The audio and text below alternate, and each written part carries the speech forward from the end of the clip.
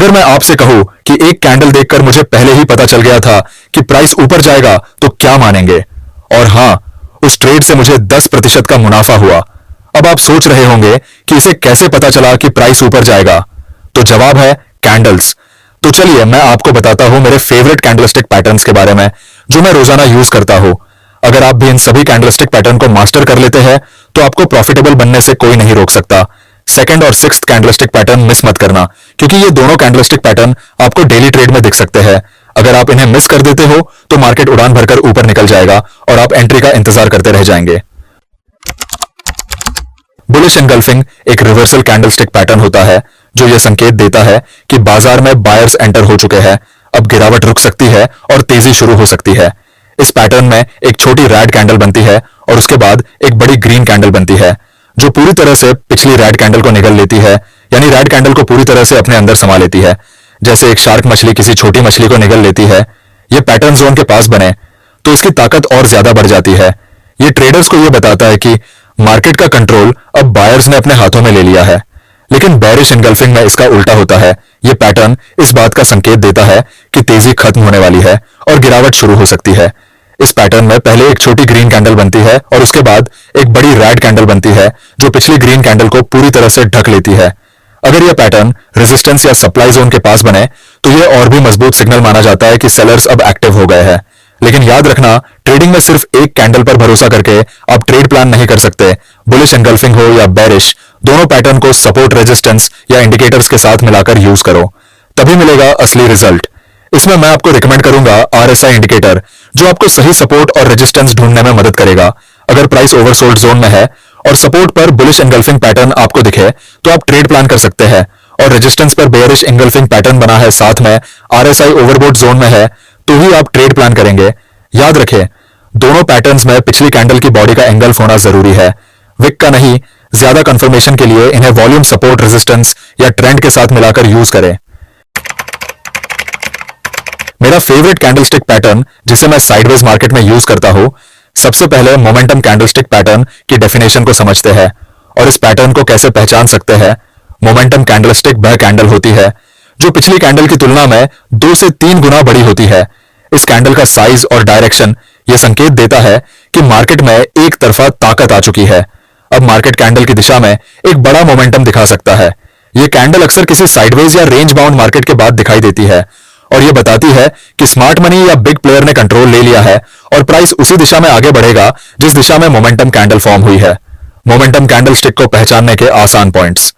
Candle का body size बहुत बड़ा होता है। कैंडल का कलर साफ होता है। अगर मोमेंटम कैंडल ग्रीन बनती है तो बायर्स काफी स्ट्रांग है, और अगर मोमेंटम कैंडल का कलर रेड है इसका मतलब सेलर्स बहुत मजबूत है। मोमेंटम कैंडल से पहले की कैंडल्स आमतौर पर छोटी होती है। यह कैंडल अक्सर ब्रेकआउट या ब्रेकडाउन के समय बनती है। अब बात आती है मोमेंटम कैंडलस्टिक को ट्रेडिंग में यूज कैसे करना है।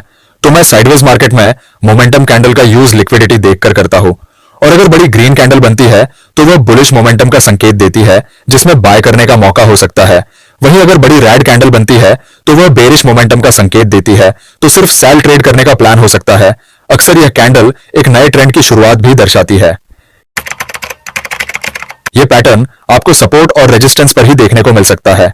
जब किसी सपोर्ट या रेजिस्टेंस लेवल पर लगातार 2 या उससे अधिक कैंडल्स बनती है जिनकी विक्स एक ही दिशा में जाती है, यानी सभी कैंडल्स की टेल या शैडो रेजिस्टेंस पर ऊपर की तरफ या सपोर्ट नीचे की तरफ दिखती है, यह पैटर्न दर्शाता है कि उस लेवल पर प्राइस बार बार रुक रहा है लेकिन ब्रेक नहीं कर पा रहा, यानी वहां पर मार्केट में बार बार रिजेक्शन हो रहा है, जिसका मतलब यह होता है कि लेवल पर स्मार्ट मनी या बिग प्लेयर्स बैठे हैं जो प्राइस को कंट्रोल कर रहे हैं, जिसकी वजह से मल्टीपल डोजी कैंडल्स बन रही है।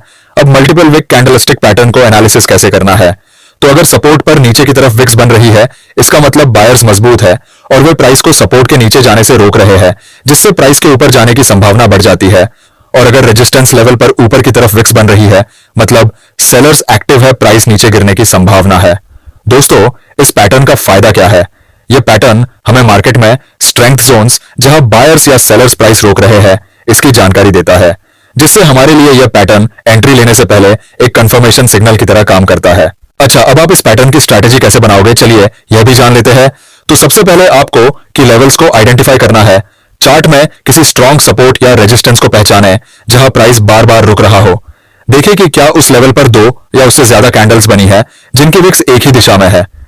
एंट्री के लिए आपको देखना है कि सपोर्ट पर मल्टीपल विक कैंडल्स के बाद अगर एक बुलिश कैंडल क्लोज होती है उसी डायरेक्शन में जिसमें प्राइस मूव करना चाहता है तो ये एंट्री का सिग्नल है। यह पैटर्न तब बनता है जब मार्केट में बायर्स और सेलर्स के बीच में अनसर्टेनिटी बनी होती है और कोई डायरेक्शन तय नहीं हो पाता है। डोजी एक स्पेशल तरह का पैटर्न होता है, इसका फॉर्मेशन। जब एक कैंडल जहां से ओपन हुई और उसी जगह क्लोज हो जाती है, इस कैंडल की बॉडी बहुत पतली या लगभग दिखाई ही नहीं देती और इसके ऊपर और नीचे लंबी विक्स होती है। डोजी कैंडलस्टिक पैटर्न को ट्रेडिंग में एक पोटेंशियल ट्रेंड रिवर्सल सिग्नल माना जाता है। कैसे? जब मार्केट लगातार ऊपर जा रहा होता है, फिर अचानक एक डोजी कैंडल बनती है, इसका मतलब बायर्स थक चुके हैं और संभावना है कि अब मार्केट में सेलर्स एक्टिव हो रहे हैं। यह बेरिश रिवर्सल हो सकता है। अगर अप ट्रेंड के बाद डोजी दिखे और उसकी अगली कैंडल रेड और स्ट्रांग हो तो यह एक सेल एंट्री का बढ़िया मौका हो सकता है, जबकि डाउन ट्रेंड में इसका उल्टा होगा।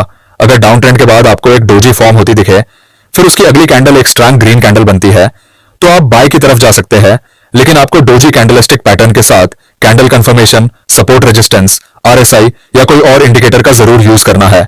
आपको इस डोजी कैंडलस्टिक पैटर्न में डोजी के कई वेरिएंट्स देखने को मिलेंगे, जैसे standard doji, long lagged doji, Dragonfly doji और ग्रेवस्टोन डोजी। तो जब भी आप इनमें से किसी भी डोजी को ट्रेड करें तो हमेशा एक या दो कंफर्मेशन के साथ ही ट्रेड करें। हैमर कैंडलस्टिक पैटर्न इकलौता ऐसा पैटर्न है जो काफी ज्यादा एक्यूरेट माना जाता है, जो अक्सर डाउन ट्रेंड के बाद किसी स्ट्रांग सपोर्ट या डिमांड जोन पर देखने को मिलता है। इसकी बॉडी छोटी होती है और बॉडी के नीचे एक लंबी विक होती है। यह पैटर्न बताता है कि बायर्स ने आखिरी समय पर प्राइस को ऊपर खींच लिया। अब आप हैमर पैटर्न की स्ट्रैटेजी कैसे बनाओगे, चलिए समझते हैं। तो सबसे पहले आपको जोन को आइडेंटिफाई करना है। हैमर को हमेशा स्ट्रॉन्ग सपोर्ट, ऑर्डर ब्लॉक या फेयर वैल्यू गैप के पास खोजें। उसके बाद आपको कंफर्मेशन के लिए हैमर कैंडल के बाद एक स्ट्रांग बुलिश कैंडल को देखना है। तो वही shooting star pattern op trend के बाद बनता है। कई लोग इसे इन्वर्टेड हैमर भी कहते हैं।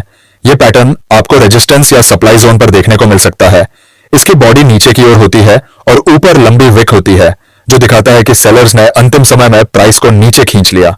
इस पैटर्न की स्ट्रैटेजी में आपको स्ट्रांग सप्लाई जोन या रेजिस्टेंस आइडेंटिफाई करना होगा। शूटिंग स्टार के बाद एक बेरिश कैंडल का बनना कॉन्फर्मेशन होता है। मैं आपको रिकमेंड करूंगा आरएसआई इंडिकेटर, क्योंकि यह आपको बताता है कि प्राइस कब ओवरबोट या ओवरसोल्ड होता है, जिससे आपको इस पैटर्न को एनालिसिस करने में मदद मिल सकती है। दोस्तों, अब आता है मेरा फेवरेट ट्विजर टॉप और tweezer bottom pattern. Tweezer top दो कैंडल्स से बनता है। पहली ग्रीन कैंडल जो स्ट्रांग रेजिस्टेंस पर बनती है, फिर उसकी अगली कैंडल रेड बनती है जो पिछली ग्रीन कैंडल के हाई से शुरू होती है। दोनों का हाई सेम होगा, बशर्ते दोनों कैंडल्स के ऊपर कोई विक नहीं होनी चाहिए। ट्विजर बॉटम पैटर्न में इसका उल्टा होगा। यह पैटर्न डाउन ट्रेंड के बाद बनता है। पहली रेड कैंडल स्ट्रांग सपोर्ट पर बनती है। इसी रेड कैंडल के बाद एक ग्रीन कैंडल फॉर्म होगी। दोनों का लो सेम होगा। इसमें दोनों कैंडल्स के नीचे कोई विक नहीं होनी चाहिए।